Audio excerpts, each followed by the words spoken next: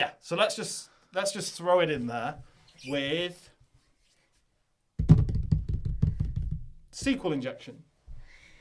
Okay, yeah, SQL injection. I mean, you know, hacking it is about finding places where you can input um, information that will be passed through into a SQL statement, and the result of that is you're starting to manipulate database queries. So, first stage, you find any place that you can input into an application, right? Form fields, URL parameters, post data, even cookies, anything that you are then sending to the application that's likely to be included in a database query. You stick a apostrophe in there, you stick a couple of dashes in there, you stick a whole range of different common SQL statements in there to see what happens.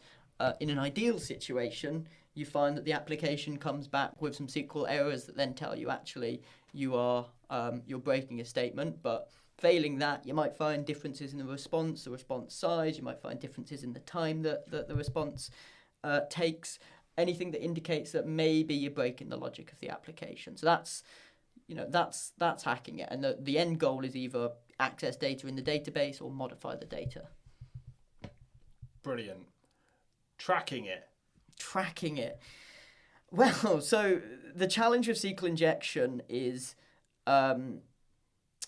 the challenge in finding SQL injection dynamically is exactly what I described, that sometimes you get information back, sometimes you don't get information back. So I'd generally steer clear of relying on things like DAST to be able to find it.